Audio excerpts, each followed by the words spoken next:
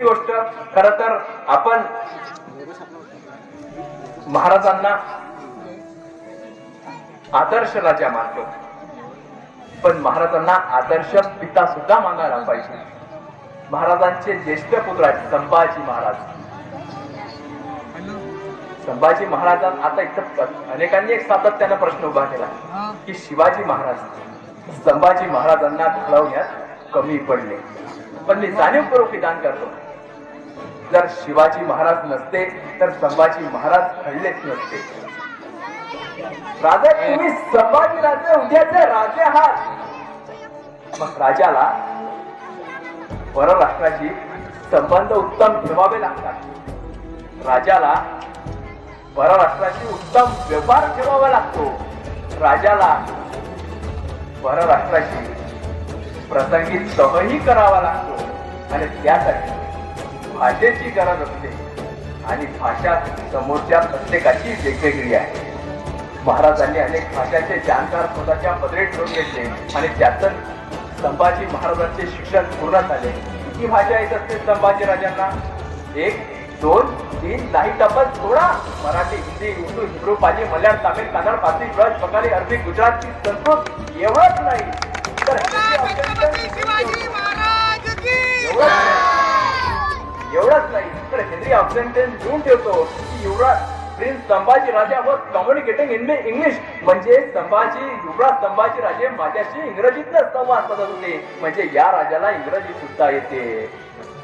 350 वर्षापूर्वी संभाजी महाराज इंग्रजी बोलतायत, वाचतायत, लिहितायत, दुभाषा नसताना इंग्रजीतून संवाद साधतायत. हे का शक्य झालं? एका पित्याला वाटत होतं आपला पुत्र आपल्यापेक्षा सवयी निपजला पाहिजे. युवराज संभाजी राजा आपण राजा हा तुझ्याचे, मग राजा पराक्रमी असायला पाहिजे. राजाला रयतेची सुरक्षा करता यायला पाहिजे.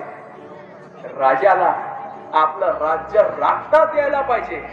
त्यासाठी तलवारबाजीत निपुण असणं गरजेचं आहे. त्यासाठी शास्त्रातच नाही तर शस्त्रातही पारंगत असणं महत्वाचं आहे. महाराजांनी अनेक धुरंधर योद्धे पदरी ठेवून घेतली, अनेक तलवारबाजीचे जाणकार पदरी ठेवून घेतले आणि त्यातून संभाजी राजेंचे शिक्षण, युद्धाचे शिक्षण, प्रशिक्षण पूर्ण झाले. आणि मग पुढं संभाजी महाराजांनी आपल्या 35 वर्षाच्या कारकिर्दीत तब्बल 140 युद्ध खेळली, पण एकाही युद्धात दुसऱ्याला हरलेला योद्धा म्हणून गिनीज बुकला सुद्धा संभाजी महाराजांचंच नाव लिहावं लागलं.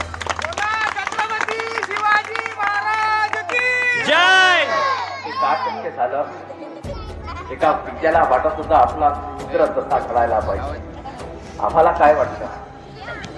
आमच्या घरात तर बापाचं आणि मुलाचं नातं तर चंद्र सूर्यासारखं असतं. म्हणजे सूर्य घरात असला तर चंद्र गायब आणि चंद्र घरात असला तर सूर्य गायब. अशा पद्धतीत परिस्थितीमध्ये कसे शिवाजी महाराज घडतील? शिवाजी महाराजच नाही घडले तर मग कसे संभाजी राजे जन्माला येतील? हा महत्वाचा प्रश्न आहे. मला माहिती आहे ज्ञानेश्वर कुणाच्याही पोटी जन्माला येत नाही. त्याच्या वडिलाला विठ्ठल पंत बनावं लागतं. तुकोबाराय कुणाच्याही पोटी जन्म घेत नाही. त्याच्या वडिलाला बल्लोबा असावं लागतं. छत्रपती शिवाजी राजा कुणाच्याही अंगणात खेळताना दिसत नाही. त्याच्या वडिलाला शहाजी राजा व्हावं लागतं. आणि छत्रपती संभाजी राजा कुणाच्याही पाळण्यात झुलताना दिसत नाही. त्याच्या वडिलाला छत्रपती शिवाजी राजा बनावं लागतं. आपला बाप कोण असेल हे आपल्या हातात नसतं, पण आपण कुणाचं बाप हवं हे मात्र आपल्याच हातात असतं. हे सगळ्यात महत्वाचं आहे.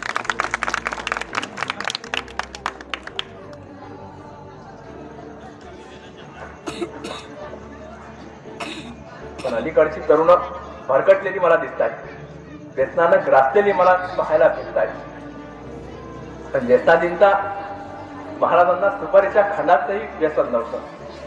पण आज त्यांचे मावळे ते खर्रा माहिती आहे ना, ते तोंडात मारून दिसतात. मला नवल वाटतं महाराज कसे होते, मावळे कसे आहेत, हा मला प्रश्न पडतो. हो, मी त्या दिवशी माझ्या गावाच्या गल्लीतनं जात होतो. ते खर्रा माहिती आहे तुम्हाला?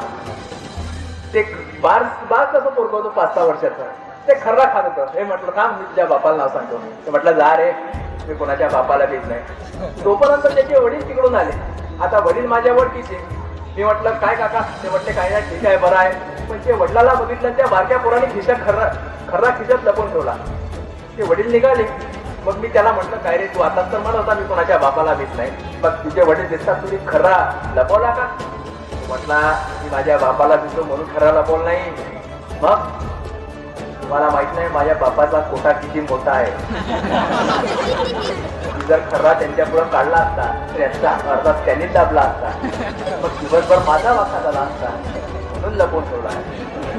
मग अशा परिस्थितीत जर आपल्याकडं घरात मुलांकडं आणि वडिलांचं नातं असेल तर नेमके अशा परिस्थितीत राजे शिवाजीराजे संभाजी महाराज कसे करतील हा प्रश्न आहे. त्यासाठी आपल्याला आदर्श पुत्र जर हवा असेल तर स्वतः आदर्श पिता आपण असायला पाहिजे. हे फार महत्वाचं हे महाराजांनी करून दाखवलंय, संभाजीराजांना घडवलंय.